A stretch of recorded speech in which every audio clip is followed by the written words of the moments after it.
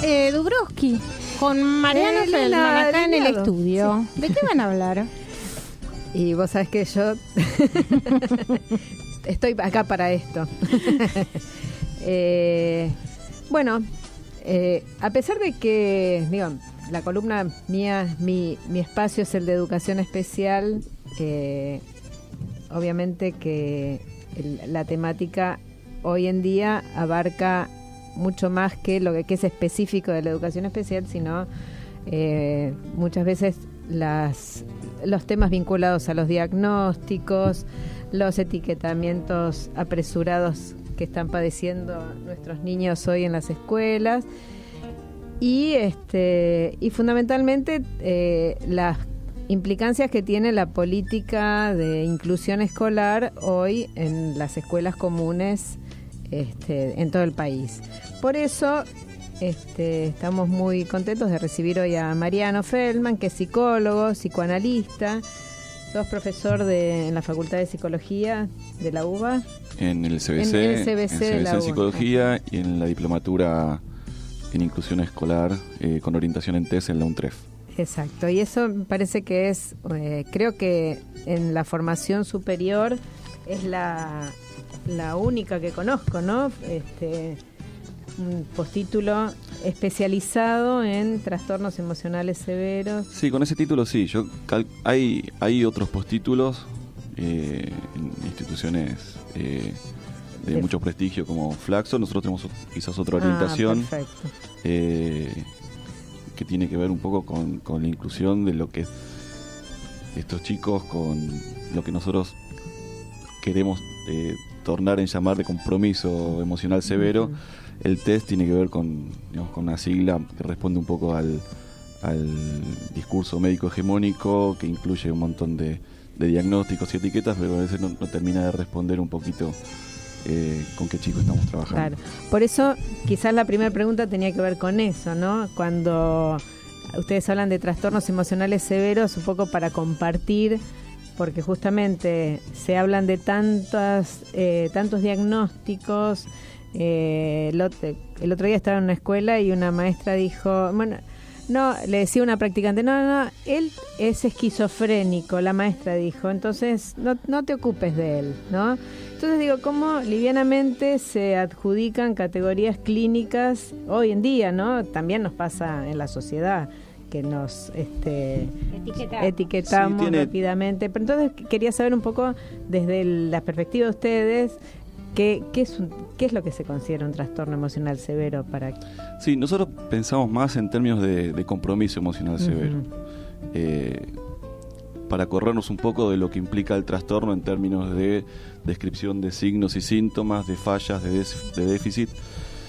Y entendemos a un niño con un compromiso emocional severo no como un niño portador de algunas cuestiones a corregir, sino a un niño con una modalidad especial en el lazo al otro, ¿no? Con una modalidad defensiva importante que desde otros puntos de vista puede ser vista como un déficit. Nosotros tratamos de introducir otra lógica, tratamos de entrar en diálogo con otra lógica. Por eso yo también estoy agradecido también con la invitación, porque nos interesa un poco divulgar y empezar a conversar sobre estas cuestiones que también, por otro lado, tienen implicancias políticas, subyace a los diagnósticos y al etiquetamiento y a la proliferación de las técnicas. Bueno, creemos un poco que subyace un proyecto político con una concepción del niño, del humano, que nos contraponemos un poco. Entonces el niño con un compromiso emocional severo, bueno, es difícil así sintetizarlo, pero por ahí, para tomar un rasgo, para tomar una arista, me parece que es un chico, un pibe con una gran modalidad defensiva, ¿no? Que hace que que abra unos paraguas muy importantes en relación al otro, a la presencia del otro, a los colectivos. Esto llevado a las escuelas, y las escuelas pensadas como un colectivo, bueno, se generan como cierto choque y ciertas complejidades a la hora de incluir. Claro, porque aparte, digamos, por esto mismo que vos estás diciendo, la manifestación que puede haber, por lo menos para el docente que no tiene por qué saber en profundidad acerca de estas categorías, pero a veces lo que cuesta es discernir entre un pibe inquieto, ¿no? Movedizo, hincha, por decirlo de alguna manera, de el trastorno emocional severo, ¿no? O el compromiso emocional severo. Y es difícil. Entonces, claro, qué difícil que es Uh-huh. para el maestro esto, porque los tipos de intervención tendrían que ser diferentes. ¿Cómo lo pensás vos? Bueno, de entrada es difícil. Claro. Digamos, partimos de que es una cuestión difícil y partimos de que es complicado laburar con chicos que tienen un nivel de inquietud. Digamos, no desconocemos la realidad del maestro. De hecho, no tiene que ver con la capacidad de un maestro, no tiene que ver con las aptitudes o la posibilidad de lectura del maestro, sino que hay algo del dispositivo escolar que está armado de una forma que tiene, a pesar de su aparente flexibilidad, Uh-huh. tiene poco lugar para ciertas modificaciones del dispositivo para poder alojar a estos chicos. Entonces, un poco desde la orientación que proponemos tiene que ver con la posibilidad de incluir a estos chicos, y sé que estoy generalizando porque estos chicos son cada chico, ¿no? Sí. Cada Bien. chico con una lógica. Estos chicos son todos y cada uno. Son todos y cada uno. Digo estos chicos porque es más fácil Cualquiera. decir esto, Sí. pero Sí. después algo de la maniobra tiene que ver con ubicar la modalidad de aprendizaje de cada pibe, la relación con los objetos de cada pibe, la relación con el otro, qué es lo que se le viene encima, Uh-huh. cuál es la distancia que a un pibe se le hace respirable, Uh-huh. y no necesariamente es la que las escuelas proponen, no por una u otra escuela en particular, sino porque hay algo del dispositivo que no está pensado. Al no estar pensado y al haber una política de inclusión plena, bueno, necesariamente se va a producir un cortocircuito ahí. Tal cual. Entonces, sobre ese cortocircuito es que estamos tratando de... Sí, porque, digamos, como viene planteado el modelo, la solución en esa misma lógica mercantilista es poner un maestro integrador al lado, Claro. medio como que lo adapte. chaleco de fuerza. Sí, tal cual. Bueno, ¿no? digo, de hecho hay técnicas con las cuales nos ponemos bastante en discusión, que incluyen un chalequito con pesas, una tobillera con pesas para que un pibe no se mueva. ¿En serio? ¿En serio? En serio, estoy hablando en serio. ¿Desde dónde surgen estas iniciativas? Si se ¿Desde puede dónde? saber. Sí.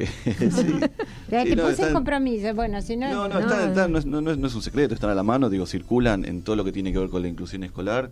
Hay un montón de miradas y de abordajes, una de las cuales tiene que ver con las técnicas, con la TCC, me van a matar, pero bueno, no importa, Sí. que implican ciertas políticas de adaptación. O sea, entienden digamos, a la inclusión como una adaptación al colectivo, ¿no? Esa adaptación al colectivo a veces implica que un pibe tenga que estar callado cuando hay que estar callado, que hable cuando tenga que hablar, Claro. ¿no? Que se mueva cuando tiene que moverse y que esté sentado cuando tenga que estar sentado. Bueno, hay algunos chicos que pueden ceder algo de eso, pueden ceder algo de eso por el lazo, otros no. Siguiendo un poco la línea de lo que veníamos hablando, digamos, ¿cuál sería la alternativa? Yo sé que vos trabajás acompañando, supervisando la tarea de los maestros integradores. ¿Cuál sería la propuesta para los maestros integradores para, digamos, ofrecer otra perspectiva, otro modo de estar en el aula que no sea un poco solamente el buscar la adaptación al dispositivo, ¿no? como viene propuesto. Bueno, pues justamente nosotros trabajamos dentro de uno de los espacios donde trabajamos, es en un colectivo que se llama Entrevenir. Uh-huh. Somos un colectivo de profesionales que venimos de la psicología, de la psicopedagogía, de la sociología, orientados por el psicoanálisis. Uh-huh. Y justamente lo que ofrecemos es una orientación, Uh-huh. más que una técnica. Sí, Digamos, claro. Una orientación en el sentido de la posibilidad de construir un dispositivo que oriente la inclusión de un chico, que esté orientada la inclusión de un chico por los recursos del chico, Uh-huh. por el cálculo de la posición del acompañante. Un acompañante está sujeto a un montón de demandas, ¿no? Un montón de demandas que vienen de la escuela, de los directivos, de los padres, del sistema. Son demandas muy pesadas. La demanda del sistema en términos de paradoja, porque un acompañante externo tiene que incluir. A la vez el acompañante, Es lo que hablamos siempre. el acompañante tiene puestas sobre él expectativas, Sí. a veces bastante ambivalentes, porque también tiene la expectativa de, entre comillas, de normalizar al pibe, y a la vez es el signo de que la cosa no anda bien, Tal ¿no? cual. Y especialmente en los chicos, que, digamos, porque un trabajo cuando el eje está puesto quizás en los recursos cognitivos, es como te ofrece como más herramientas de lo pedagógico, pero cuando la dificultad viene en el lazo, ahí hay un rol muy importante que tiene el acompañante, porque... Sí, porque la cuestión es poder armar un lazo. A veces cuando trabajamos con los acompañantes y la sensación es que la cosa no anda, porque son pibes que corren y que no entran y que salen del aula, y que a veces lo que tratamos de introducir desde un espacio de supervisión, que lo pensamos justamente este espacio de supervisión no desde un espacio al estilo de bombero para ubicar algo de la emergencia, sino un espacio que es estructural al laburo Uh-huh. del acompañamiento. Tratamos de introducir algo de la dimensión del tiempo. Uh-huh. Tiempo para que se construya, o para que pueda construirse algún lazo entre el acompañante y el pibe. No. Y tiempo para que algo de la inclusión tenga que ver con que esté en la escuela, y la verdad que no alcanza. Claro. Con que esté en la escuela no, con que esté en el aula casi tampoco alcanza. La inclusión la pensamos en términos de inclusión a esa escena escolar, o sea, que el pibe se transforme en algún momento como punto de llegada, no como punto de partida. Tal cual. Que el pibe se transforme en alumno de esa maestra, que la maestra se transforme en alumno, en alumno también, porque tiene que aprender del pibe. Sí, fallido vale.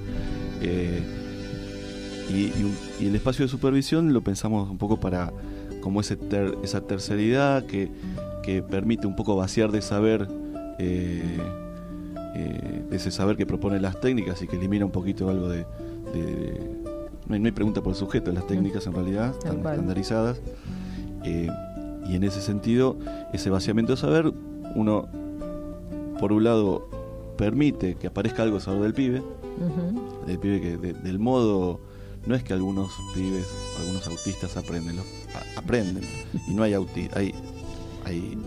no hay autismo, hay autismos, entonces Sí. hay modalidades de aprendizaje de las cuales hay que aprender, hay distancias con un chico de las cuales hay que aprender en términos de acercamiento, hay escenas, todas estas cuestiones hay que pensarlas con otro.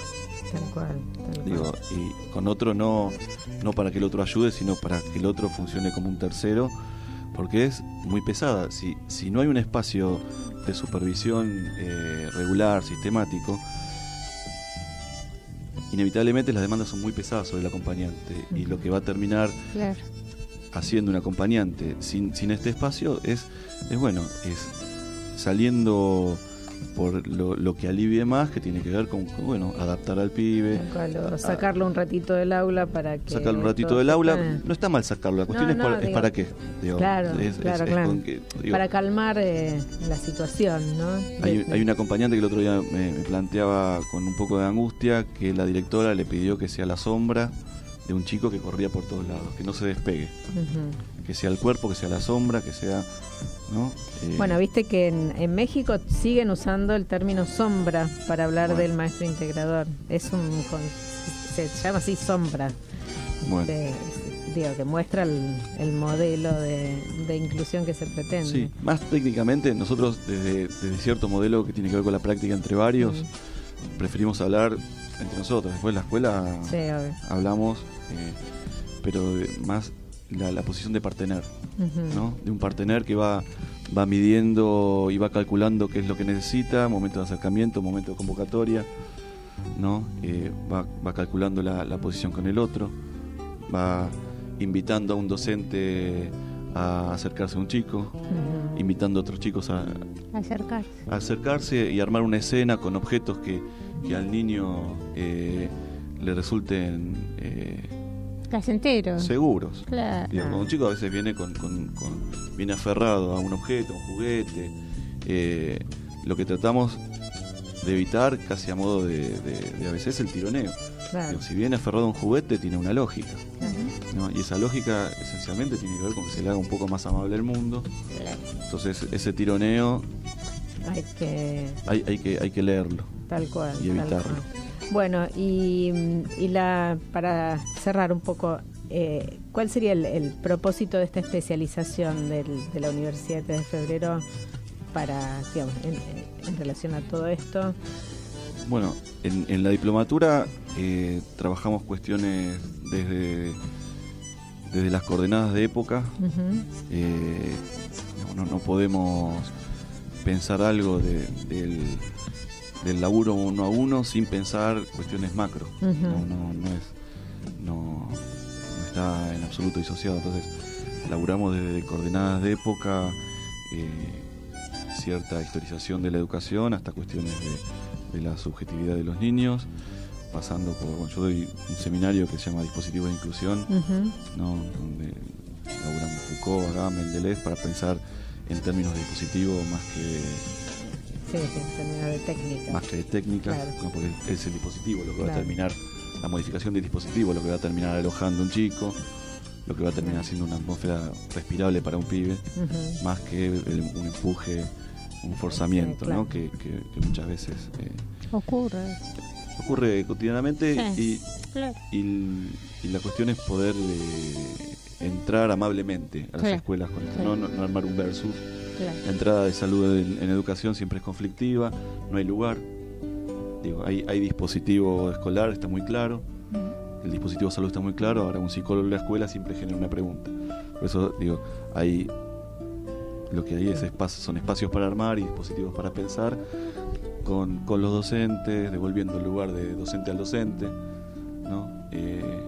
Lo que vemos muchas veces en las escuelas son docentes diagnosticando y neurólogos hablando de didáctica. Entonces hay algo que está un poco al revés, hay algo que está un poco torcido. Entonces algo del laburo de inclusión también tiene que ver con devolverle reordenar, ¿no? Reordenar, sí, no sé si estamos en el lugar de ordenadores, pero me parece que es más una invitación, es más una invitación a una lógica, una invitación al lazo. Digo, devolver un pibe al lazo con un docente, facilitar eso. Digo, paradójicamente un laburo exitoso de un acompañante es cuando está corrido, bien. Claro, bien. Cuando no es necesario. Claro. Entonces, bueno, un poco la idea de la diplomatura tiene que ver con esta orientación. Perfecto. Bueno, Mariano, muchísimas gracias. Sumamente interesante y seguiremos hablando de tenemos que seguir y hacer más tiempo, ¿no? Con todo gusto. Pero viste que acá es un pedacito de cada cosa, de todo un poco, como el tema que viene. Vamos, Charlie.